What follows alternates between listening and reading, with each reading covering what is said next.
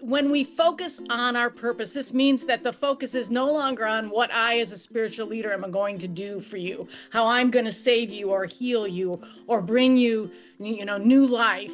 We bring that together as a community. So to establish a successful integral ministry practice, there's three essential elements that are needed that must be implemented all at once. And they are the evolutionary purpose statement, the quantum living process, and a spirit group program. The evolutionary purpose statement affirms the intention of the spiritual community, of us, and empowers all of us to lead from wherever we are in the congregation. Instead of the organization, the church being this parental, I'm going to solve it, I'm going to make it all better role, this taking care of others. All of our decisions and our outward actions would flow from this evolutionary purpose statement. Then this is essential to the integral ministry practice because it moves, again, the congregation from thinking minister-centric to purpose-centric. When we set a mission statement and we base our planning on it, we're assuming that what we see as far as people and the organization is concerned is concrete and predictable, and instead of focusing on how can we evolve and change. And in using the evolutionary purpose statement, that which is within the organization is freed to come forth in a natural flow. It recognizes the spiritual community as an evolving entity itself instead of an object to be manipulated and driven. In examining the evolutionary purpose statement, transforming lives and inspiring others to bring about a positive change in the world, we can see that our mission statement actually is within that evolutionary statement. But the latter, that evolutionary purpose statement, is so much more that we have yet to think about and yet to bring forth.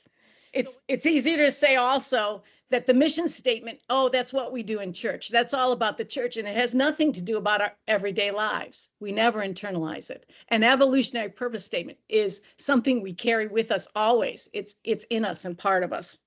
So that statement of transforming lives and inspiring others to bring about a positive change in the world whispers to each of us that we are responsible for transforming our own life, and which in turn brings about the positive change in the world. Along with this purpose statement comes the second element of the quantum living process. And in a 2019 article, Gary said, I quoted Gary's article in my paper about that integral ministry has transformation at its heart, and moving to a transformed state implies an internal epiphany, a felt sense of an expansion of possibility that engenders outer action and ownership of one's life. That's exactly what we were saying with the purpose statement. And that this requires self-awareness, and that's what the quantum living process is all about.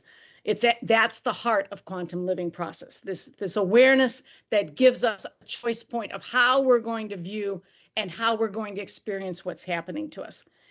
It not only transforms the individual, but also invites our spiritual community to deal with its own shadows. The third element is spirit groups, and that's the small group ministry that provides the means for people to foster spiritual friendships and also to expand their expression in the world. It's through these friendships that our community come to know one another and support each other, and this provides actually even more meaningful support to one another than they can gain on Sunday in the service that we have together. People know each other more deeply in a spirit group than they get to know each other in a larger group. Bruce Sanguin, in his book Emerging Church, defines ministry as anytime, anywhere, anybody, and I love that is life. That is integral ministry. Anybody, anytime, anywhere. And spirit groups are that. And this element of integral ministry flips our organization from being a church with small groups, as Bruce Sanguin said, a church with small groups, to a ministry of small groups. The most important part of this is that all three of these have to be implemented together. Does the evolutionary purpose statement ever evolve? I knew that's what was coming. So just a little background for you all. While I was struggling with this, I sent this note to Jane and Gary saying, does the evolutionary statement ever evolve? And Gary And I'm a teacher, so I recognize this strategy. Gary said, bring that question to class, which is teacher speak for, it will become clear to you when you finish this assignment. Now I want you to think about it this way. I want you to think about the quantum living process and spirit groups as being like the two aspects of our evolutionary purpose statement. One focuses primarily on transformation, the other focuses on making a difference in the world. And then we have the integral membership system, which is always also a metaphor of this twofold path of moving into the labyrinth and out. So it represents the two facets of the evolutionary purpose statement and the two poles of the evolutionary process, transforming lives and inspiring people to make a positive difference in our world.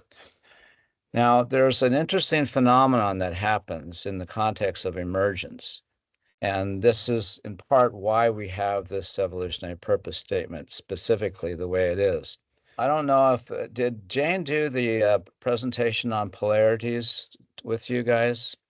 You remember when she talked about how when there's a polarity, there's the thesis and the antithesis, but both of those have positive aspects. But to focus on one side to the exclusion of the other is where the problems are, right?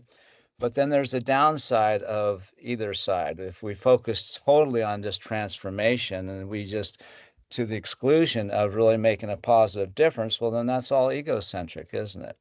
And if we focus solely on just trying to fix what's wrong with the world and not do the deeper inner work, then that's a kind of incongruence that is not going to produce anything. But when we focus on the upside of both thesis and antithesis, or the two poles of transformation and positive difference and change in the world, when we focus on the upside of those two poles, there becomes a phenomenon called synthesis.